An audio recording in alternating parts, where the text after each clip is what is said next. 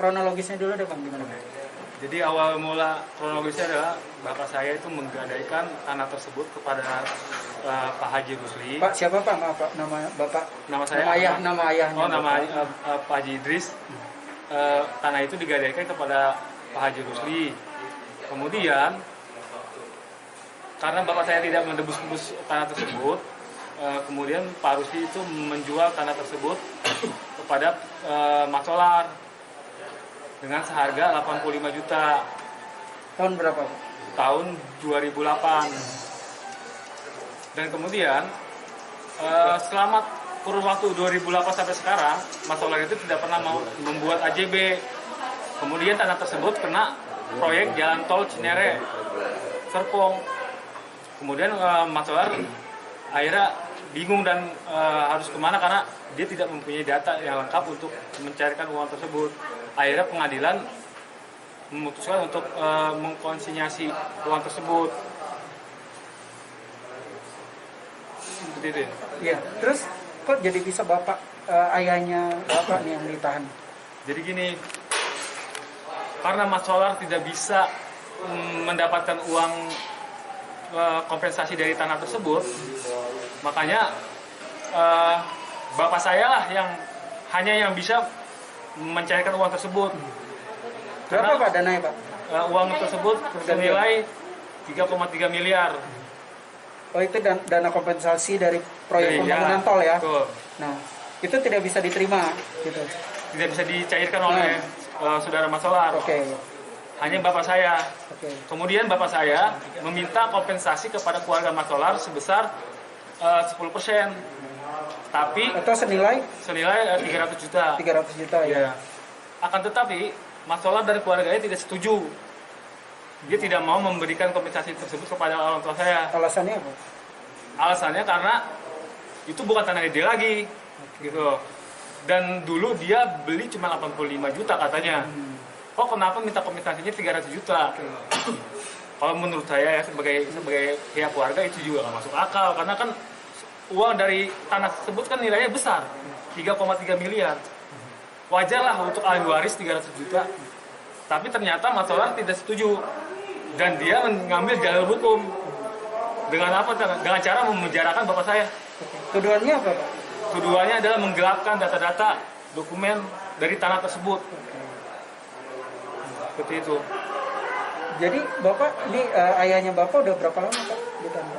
Kalau yang awal itu 10 hari ditahan di Polres Tangerang Selatan. Nah yang kedua, bapak saya ditahan di Kejaksaan Tangerang Selatan selama hampir 2 bulan lebih. Oke, baik. Nah berarti langsung ke kuasa hukum gimana Pak? Ngapa ngomongnya ke Pak? Oh ya, saya lengkapin ya tadi ya. dari keterangan anak klien saya bahwa di tahun 1993 Pak Idris itu menggadaikan tanahnya ke Pak Rusli. Oleh Pak Rusli yang pertama dijual di tahun 2008 ke Pak Mat Solar tadi. Kemudian di tempat tanah yang berbeda, letter C yang berbeda juga, itu juga dijual ke Herman.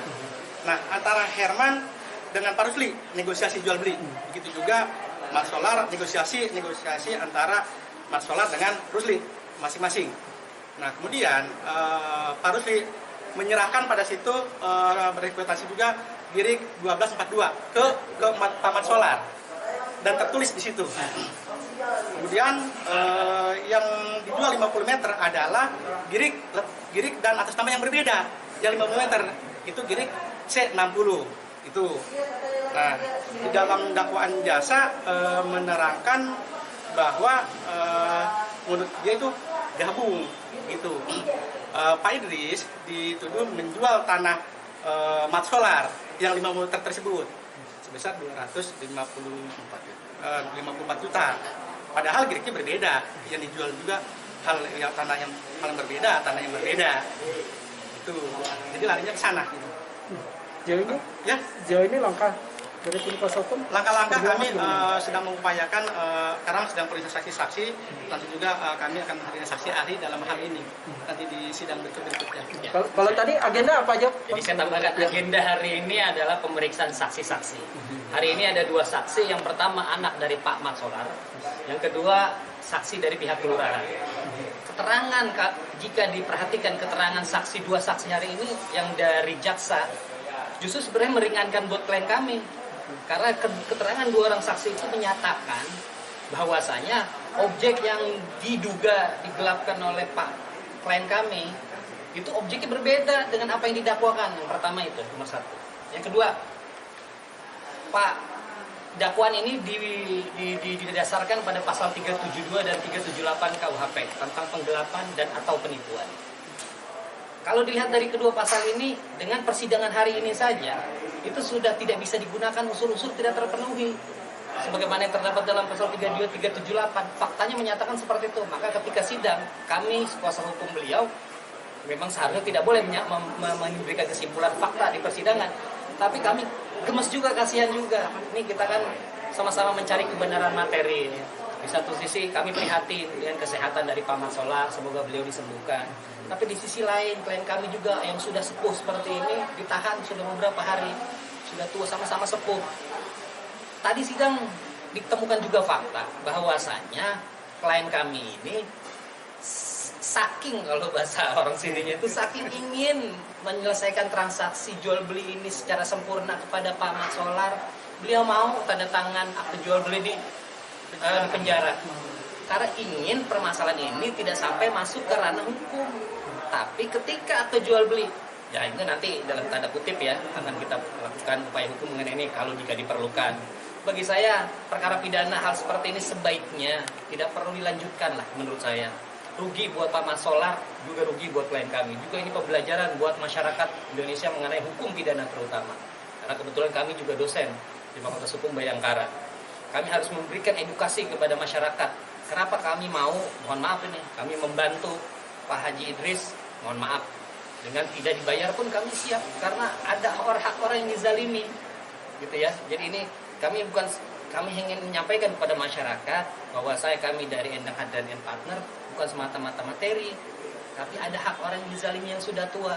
Bagi kami, ketika klien kami sudah menawarkan untuk musyawarah, bahkan itu bukan hanya menawarkan, sudah diwujudkan dalam bentuk akte jual beli. Artinya pidana itu sudah selesai sebenarnya. Tapi kenapa masih berlanjut sampai sekarang hari sidang? Saudara-saudara rekan-rekan wartawan yang terhormat kan masih nungguin gara-gara perkara ini kan. Yang seharusnya tidak perlu kita capek-capek bersidang seperti ini.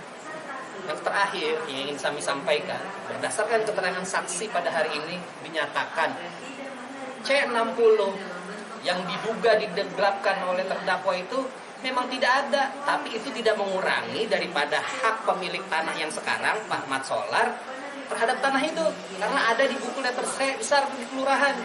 Jadi mau dibilang hilang, mau dibilang musnah, tidak berkurang kepemilikan Pak Mat Solar terhadap tanah itu. Tuh ya, yang berikutnya, tanahnya pun sebelum dibebaskan oleh jalan tol masih dikuasai secara fisik oleh Pak Mat Solar untuk pemancingan sejak tahun 2008. Hasilnya dimanfaatkan oleh Pak Mat Solar dan keluarganya. Uang yang pembebasan tadi dibilang oleh anaknya klien kami 3,3 miliar itu pun bukan ada di kantongnya klien kami, tapi ada di pengadilan, dititip. Jadi barangnya tidak ada yang digelapkan, fisik tanahnya tidak dikuasai oleh klien kami, uang yang diduga digelapkan oleh klien kami itu tidak ada karena ada di pengadilan. Pidananya, karena saya juga sebagai dosen hukum pidana, saya tahu persis hal seperti ini. Mens rea tidak ada, perbuatan pidana yang tidak ada, kesalahan otomatis tidak ada. Karena orang bertanggung jawab secara pidana kalau ada perbuatan pidananya. Perbuatan pidana tidak ada, maka orang itu tidak dapat dipidana.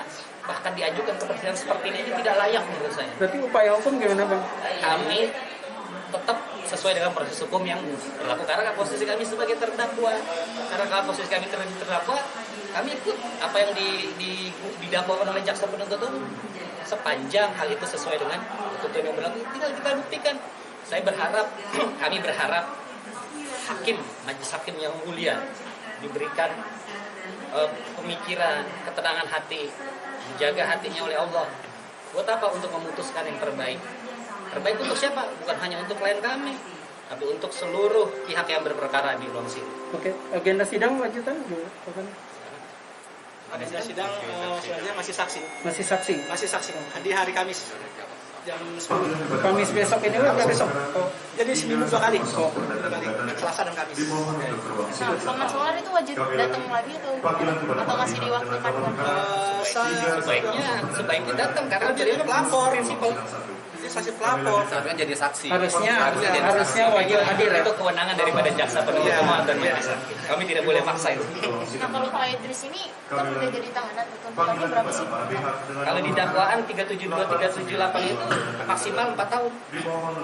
Gitu ya. Jadi ada 4 tahun. Nah, itu kan tanda tangannya akte jual tangannya kan di penjara itu, Ya. itu kena hukum nggak? Kami tidak ingin mendahului proses hukum. Menurut kami bukan masalah melanggar hukum atau tidak. Justru kami mengambilnya yang paling positif saja lah. Saking klien kami ingin menyelesaikan transaksi jual beli ini, tidak ada niatan untuk menipu atau lagi membelakang. Itu menunjukkan klien kami bahkan di penjara pun, terlepas dari pertanyaan Mbak tadi melanggar hukum atau tidak, karena itu proses hukum nanti. Klien kami ingin melakukan itu. Untuk apa? Biar Pak Mat Solar tidak hilang hak-haknya. Itu yang diinginkan klien kami semata-mata itu, dan itu disaksikan oleh pihak kelurahan, dari notaris dan segala macam. Maka kami belum mempermasalahkan itu, tapi kami mengetuk hati majelis hakim yang terhormat karena nanti mereka yang akan memutus. Sebaiknya menurut saya bukan bebas klien kami, tapi lepas. Perbuatannya memang terbukti, tapi perbuatan bukan perbuatan pidana, atau bahasa hukum pidana namanya onslah. Ya. Laporan oleh Forkobi. Bang, mungkin ada yang mau disampaikan mungkin buat pihak lawan, untuk pihak Pak Solar, mungkin ada yang mau disampaikan?